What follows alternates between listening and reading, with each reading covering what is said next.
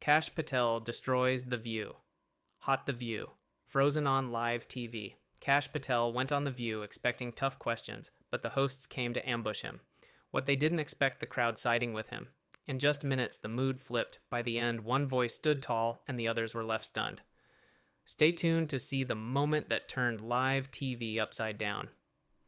Before we dive in, let us know where you're watching from and hit subscribe so you don't miss this moment. They didn't think he'd show up. When the doors to the studio opened and Kash Patel stepped onto the set of The View, you could feel it. Something was different. The kind that hits just before a thunderstorm breaks wide open. The co-hosts straightened their notes. Whoopi Goldberg, expression unreadable, leaned forward. Joy Behar whispered something to Sunny Hostin, who nodded, eyes fixed on Patel like a chess player waiting to make her first move. Everyone watching knew this wasn't going to be a casual, and the hosts were ready to bring heat. But when Kash Patel sat down, he didn't flinch. No smirk, no smugness, just quiet composure.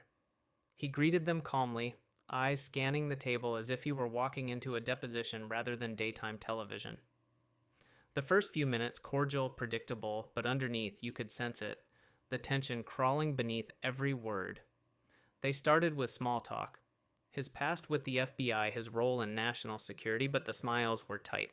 Everyone was waiting for the shift, and it didn't take long.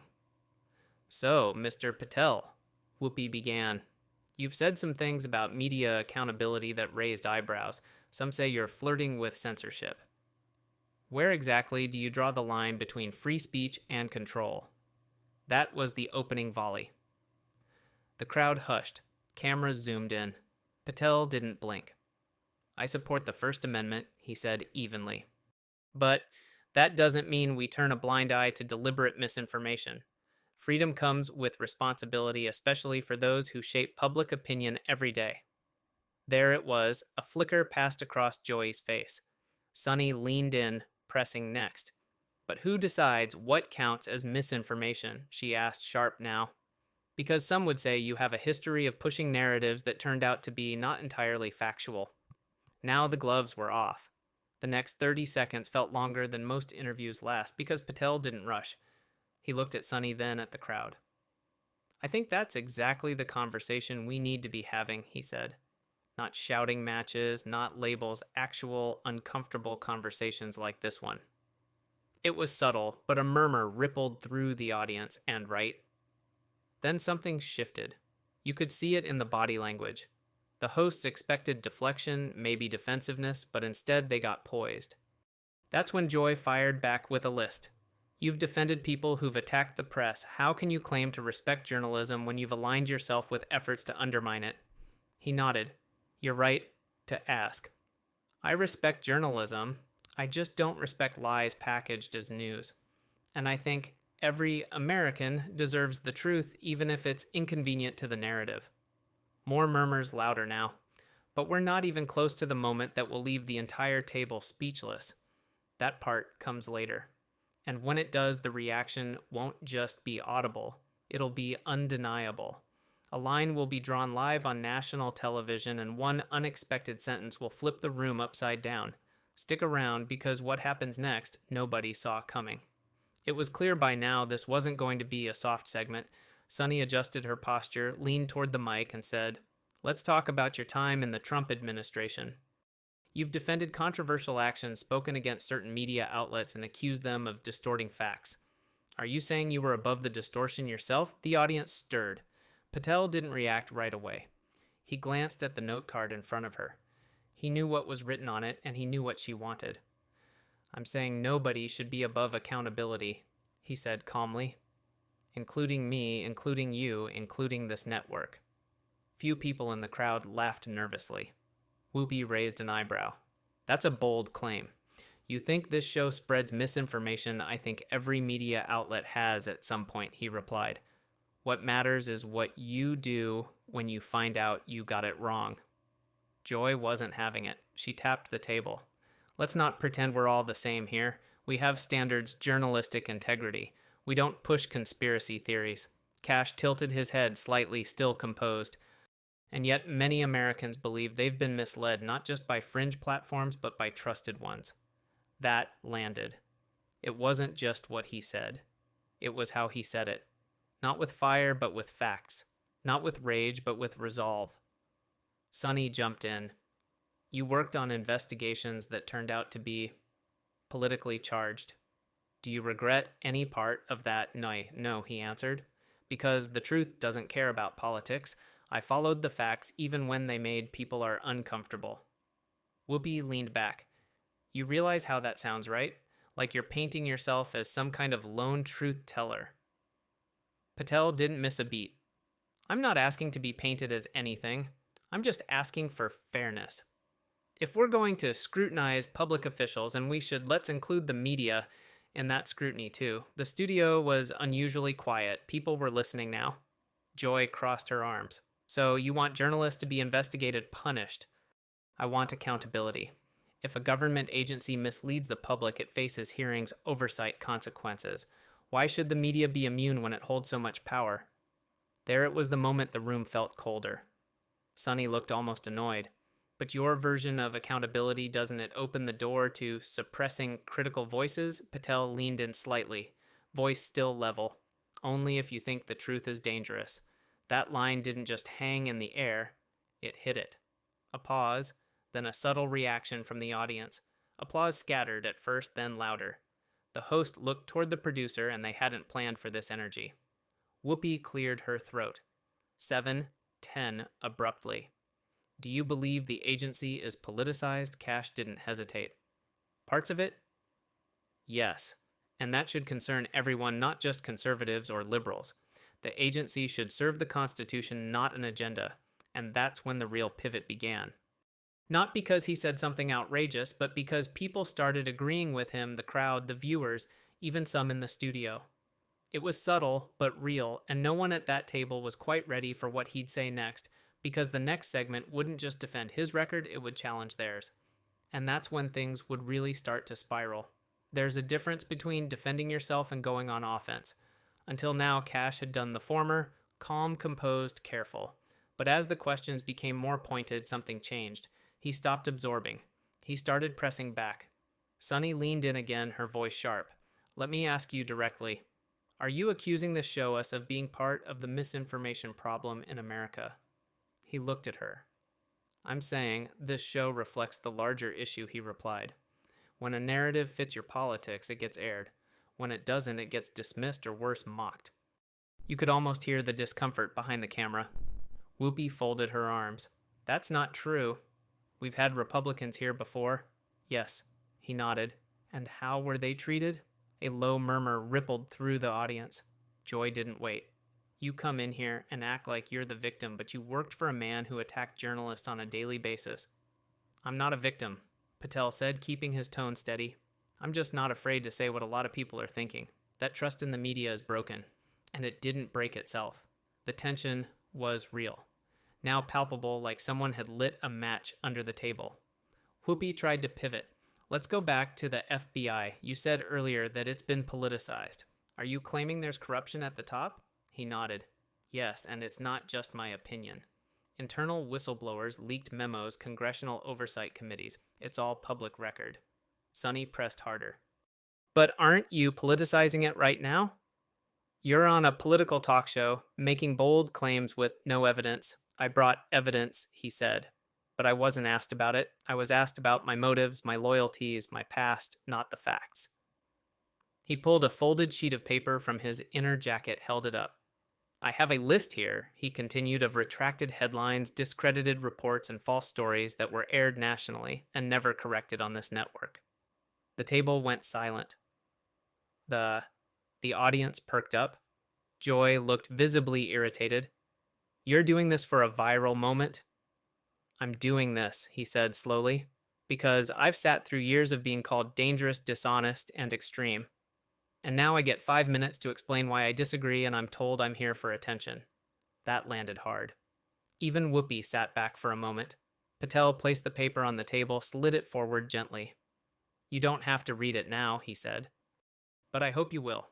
And I hope the people watching will start asking why so many mistakes all seem to benefit the same political side. And just like that, the energy changed again. A few people clapped. More joined in. It wasn't just noise. It was a signal. The audience wasn't fully with the hosts anymore.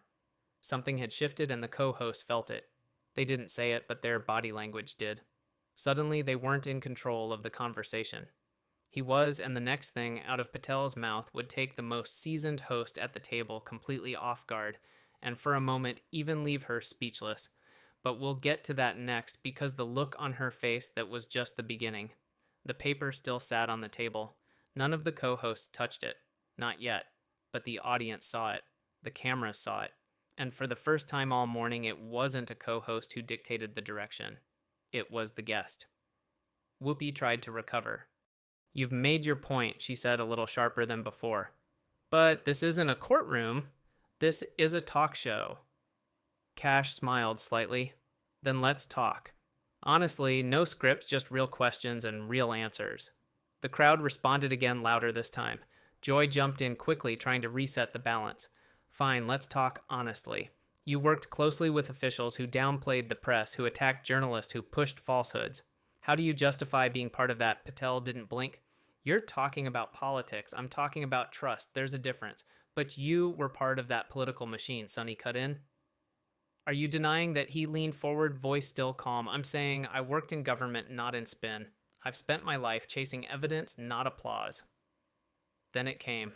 The moment, the one no one saw coming. He turned to Whoopi. "Let me ask you something," he said.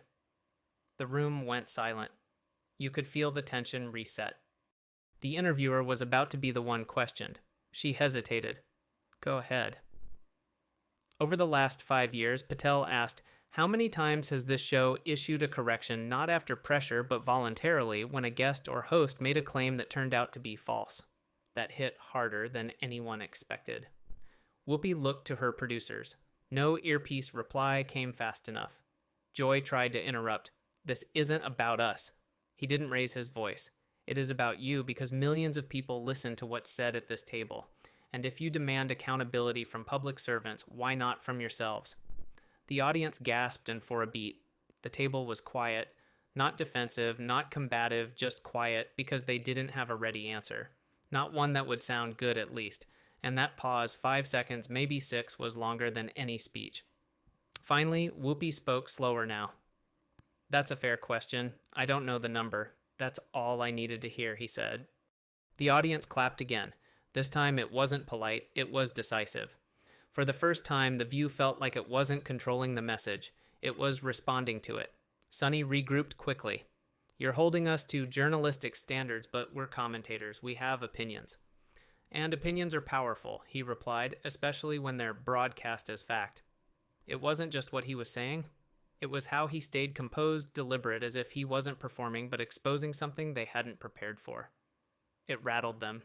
And for the audience, both in the room and watching at home, it was starting to feel less like an ambush of Patel and more like a revelation about the show itself. But Kash wasn't finished because in the next part of the conversation, he'd make a claim that drew a line straight from the press to the public trust crisis in America. And this time, the co-host wouldn't just push back, they'd get personal. The table had been quiet just a moment ago, but now the silence had turned into something else. Tension. Joy leaned forward, her tone tighter now. "Let me ask you something, Kash. Since you're big on accountability, do you regret anything you've said publicly? Anything you'd take back if you could?" She wasn't asking for an answer. She was asking for a crack. He didn't give her one. "I regret how quickly the truth gets buried," he said. "Not the fact that I've tried to dig it up." Whoopi raised an eyebrow. "That sounds rehearsed." "It sounds honest," he replied. "And that's what makes people uncomfortable." Sonny jumped in voice. "But you've made serious claims. Government? Don't you think that adds fuel to the fire, that it creates more division?" Now it was turning less about politics, more about blame. "I think what creates division," Patel answered, "is when one side is allowed to question everything and the other side is told to stay silent." The crowd stirred again. Joy didn't let it go. "So you're the victim again." "No," he said, "I'm the messenger. You can attack me all day, but that won't erase the facts." It was subtle, but the audience responded again. Applause this time more confident. Not just a scattered agreement, something deeper. Resonance. Whoopi leaned in. Let me ask you something off the script. Patel nodded. Please do. You talk about trust, but you were part of an administration that lied repeatedly. How do you separate yourself from that? His response came without pause. I served the Constitution, he said. Not a man, not a party. I followed the evidence wherever it went, even when it led to places no one wanted to go. She waited, hoping he'd stumble, hoping the answer would sound rehearsed or hollow. But it didn't, because in that moment he wasn't defending his legacy. He was defending the idea that truth shouldn't belong to one side. Sonny took a different route. So, where does that leave you now? You sit here accusing us of bias, defending your past, but what do you want people to walk away with today? That you're the hero, that we're the villains? He shook his head. No, I want people to walk away thinking, that's it. Think about what they hear, about what they're told, about who gets to decide what's true. And then he paused just long enough to make the silence count. I'm not asking them to believe me. I'm asking them to question everyone, including me. That landed hard. The audience didn't just applaud this time, they stood. Not all of them, but enough to change the energy in the room. The hosts looked around. It wasn't supposed to go this way. And that's when Whoopi finally said it out loud. You're good. I'll give you that. He smiled. I'm not here to be good. I'm here to be honest. That was the quote, the one that would flood social media within hours, the one that would be clipped, unshared, debated, rewatched. But the show wasn't over, because in the next few minutes, the topic would shift to something even more volatile, patriotism, and who gets to define it. That's when the gloves would truly come off. It started with a simple question, and like all loaded questions, it didn't stay simple for long. Whoopi asked it, her voice low, deliberate. You've said you stand for the Constitution. You've talked about serving the country, but what does patriotism mean to you? For a moment, Patel didn't answer. Not because he didn't have one, but because he knew where this could go, and he wanted to make sure everyone was listening. To me, he said, finally, patriotism means standing up for your country, even when it's hard, even when it's unpopular, even when your own side doesn't want to hear it, Joy cut in. But whose country are you standing up for? Because a lot of people think what you represent isn't the America they believe in. He looked at her. I'm standing up for all of it, he said. Not just red states or blue states, not just political tribes for the whole thing. The messy, flawed, beautiful experiment we're all a part of. It was idealistic, but it didn't sound hollow. It sounded earned. Sonny wasn't convinced, but don't you think some of the rhetoric you support has hurt people, has made others feel excluded from that version of America? I think he replied that ignoring truth hurts people a lot more. The crowd was listening now, not reacting, just watching. You can't call yourself a patriot, Joyce said sharply, and tear down American institutions at the same time. Kash looked directly at her. That's the difference between loyalty and blind faith, he said. I believe in institutions enough to fix them. You believe in them enough to ignore when they're broken. That cracked the room open. Gasps, murmurs, a ripple of applause. But he wasn't done. You want to talk about patriotism, he said, voice rising just slightly now. Patriotism isn't about waving a flag. It's about being willing to say, we can do better, even if it costs you something, especially if it costs you something. It was no longer a debate, it was a challenge. Whoopi leaned forward again. So who decides who gets to define what better means? The people, he said. Not pundits, not politicians, not hosts at this table. The people who wake up every morning, go to work, pay their taxes, and feel like no one's listening to them anymore. And then almost on cue, a woman in the audience stood up. Not a planted guest, not a producer, just a woman in a jean jacket. She didn't yell, she didn't disrupt. She just said loud enough for everyone to hear. Finally, someone saying it. The studio went quiet again. Joy looked stunned. Sonny said nothing. And for the first time, all segment Whoopi didn't jump in because that moment, unscripted, unplanned, did what no argument ever could. It proved the point. The conversation was no longer about him. It was about them, about the people who felt like their voices had been muted for too long. And Kash Patel had somehow cracked that silence wide open. But the segment wasn't over because the final round of questions wasn't about politics or patriotism. It was about power and who's really holding it. There was no applause this time, no laughter, just silence. That kind of silence that doesn't ask for your attention, it demands it. Joy was the first to speak again, but her voice didn't carry the same bite. "So what are you saying?" she asked. "That we're part of the problem now." Kash didn't dodge it. "I'm saying that power doesn't always come from the people who hold office," he said. "Sometimes it comes from the people who hold the microphone." The audience shifted in their seats. Sunny crossed her arms. "We're not lawmakers. We don't write policy." "No," he said, "but you write perception, and sometimes that's even more powerful." Whoopi shook her head. "So now we're responsible for how people feel." "No," he said calmly. "You're responsible for what you say, just like I am. The difference is when I mess up, there's an investigation. When the media messes up, there's a segment tomorrow and it all moves on." The audience was listening again, leaning in. Joy tried to steer it back. "Let's be real. You've said things that also shape perception. Don't pretend you're some outsider to the system." "I'm not pretending anything," he replied. "I've seen how it works from the inside, and I've seen how it looks when people abuse it from both sides." Sunny pressed harder. "So then why come here? Why do this you had to know how this would go?" He nodded. "I came here because people deserve to hear something that wasn't cleared by a PR team. Because this room," he motioned around him, "is where a lot of people make up their minds on issues, on leaders, on what's real and what isn't." And then he turned it again. "But let me ask you something." The room froze again. Whoopi nodded slightly, signaling him to continue. "You've asked about my loyalties, my past, my mistakes. So now I'll ask, what's your responsibility to the public? When you know something's wrong, but it fits the narrative, do you say it anyway, or do you stay quiet?" The question didn't come with malice. It came with weight, and that made it heavier. Joy tried to respond, but nothing came right away. Sunny looked at Whoopi. Whoopi looked at the crowd, and for a split second it was obvious. They didn't have a clean answer because it wasn't a yes or no question. It was the question, the one every powerful voice eventually has to face. Who controls the story and who pays when it's wrong? Kash didn't press. He let the moment hang. "I'm not saying you're bad people," he added. "I'm saying you have power, and power without reflection becomes control." That line hit hard. Even the camera operators seemed to slow their movement, sensing the shift. No one expected this, not from this guest, not on this show, but it was happening live in real time. And even if they didn't say it out loud, the audience felt it. The story wasn't going how they planned because it was no longer their story. It was his.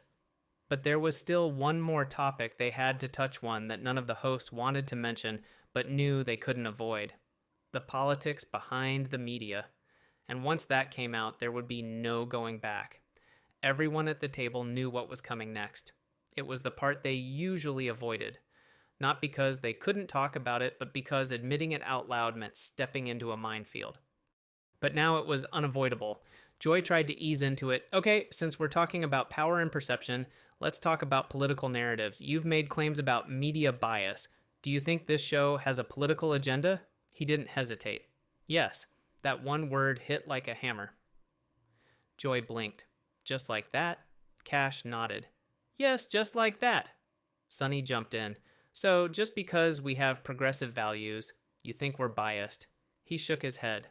"I think bias is when facts are filtered through ideology, and I think that happens here all the time." Whoopi leaned forward again. "We call out what we see, and what we've seen over the last few years has been dangerous rhetoric, conspiracy theories, and attacks on democracy. We're not going to pretend both sides are the same when they're not. I'm not asking you to pretend he said. I'm asking you to apply the same standard. If you're going to scrutinize one political side for disinformation, you have to be willing to call it out when your own side does it too." There it was. The very thing they didn't want spelled out, spoken plainly, calmly in front of a national audience. Joy fired.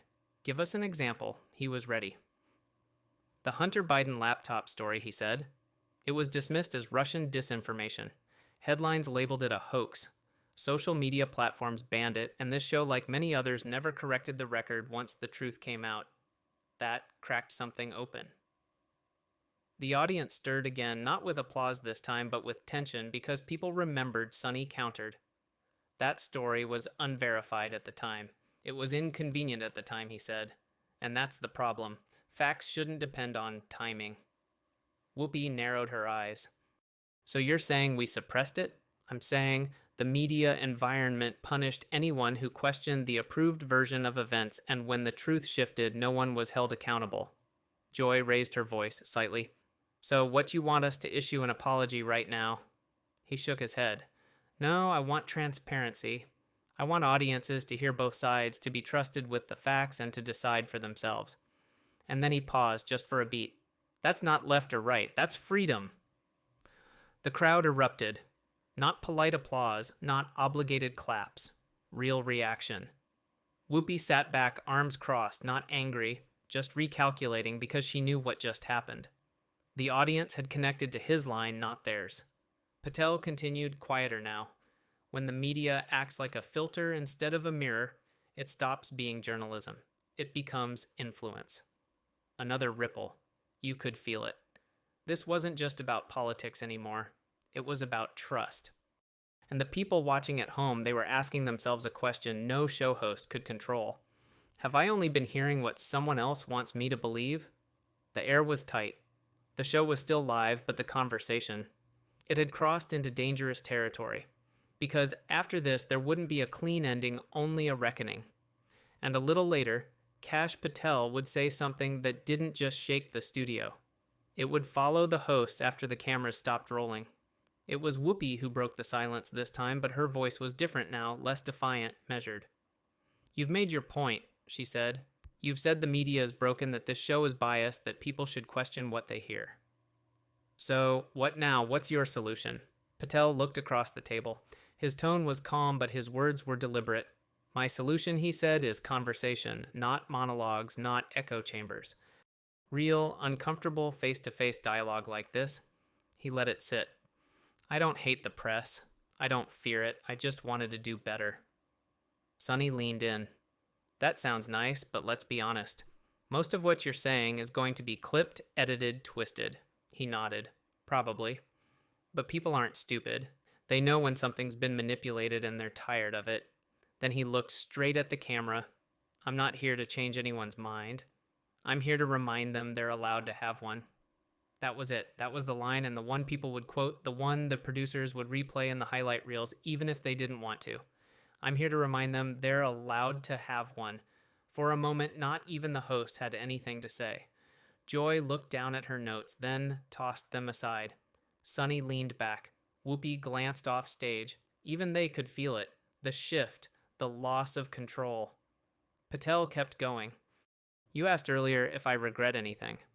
I don't regret defending what I believe in, even when it costs me. He paused. I regret how many people feel they can't speak freely without being labeled canceled or dismissed. That's not democracy. That's control dressed up as conversation. The crowd erupted again, louder than before. It was no longer a studio audience. It was a room full of people seeing a mask pulled off in real time. Joy tried once more. But don't you think platforms like this one at least try to give people space to speak? He looked at her gently. I think they give space to people who already agree with them. I think real disagreement makes them uncomfortable until today. That landed not with a thud, but with a weight of truth they didn't want to acknowledge but couldn't deny. Whoopi sighed. So what happens next? We're just supposed to agree to disagree. Patel offered a faint smile. We're supposed to listen even when it's hard. Especially when it's hard. The show was winding down, the segment was almost over, but the tension hadn't gone away because the damage or the revelation, depending on who you asked, was done. And when the closing music started playing, when the cameras began to pull wide for the exit shot, no one at the table quite knew what to say except him. Kash turned to the hosts one last time. Thanks for having me. He meant it, and they knew it. Because love him or hate him, he hadn't come to destroy, he came to disrupt, and he did. But one final moment was still ahead. One moment, off script, off camera, and completely unscripted, that would leave even the producer scrambling to respond, and you'll hear about it in a little while. The show ended on time. The music rolled, the logo faded, the applause sign blinked, and the audience clapped. But it wasn't the same kind of applause as before. It wasn't obligatory. It wasn't forced. It was thoughtful, lingering, the kind that comes after people hear something they weren't expecting and need a moment to process it. The hosts stood up first, gathering their notes, avoiding each other's eyes. Kash Patel remained seated for a second longer. He wasn't rushing because he'd done what he came to do. When he finally stood, he looked toward the audience, not the hosts, and nodded. A simple gesture, but one that resonated. That's when it happened. A crew member, someone off to the side, not mic'd, not in the shot, walked up and whispered something to a producer. 3. The producer's head turned, fast eyes wide, scanning the room. They weren't watching the hosts. They were watching the crowd because something rare was happening. Audience members, unprompted, started walking down toward the stage, not to demand anything, not to protest, but to speak with him, to shake his hand, to say something quietly as the cameras packed up and the stage lights dimmed. Joy saw it first. She stood frozen, watching as 3, then 5, then a dozen people waited patiently to speak to a man they'd been told to distrust. Whoopi glanced over her shoulder. Sunny stayed silent, arms crossed, but her eyes followed them too.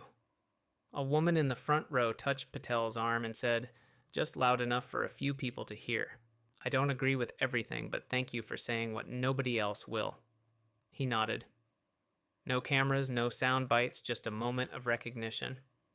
Backstage, a production assistant asked the floor manager if they should cut the feed from the behind-the-scenes camera crew. The answer, no. Keep it rolling. Because this wasn't just about a guest anymore. It was about a shift to crack something real. One of the assistant producers finally approached Patel and said, You got people talking. That's rare here. He smiled. That's the point. Moments later, the host reappeared off stage. Whoopi walked by without a word. Sunny offered a polite nod. Joy looked tired, not angry, just quiet. No one said it out loud, but everyone felt it. This wasn't a typical guest spot. This was going to echo because it wasn't about scoring points. It was about reclaiming space for questions, for doubt, for the audience's right to hear more than one voice. By the time Kash Patel left the building, the hashtags were already trending.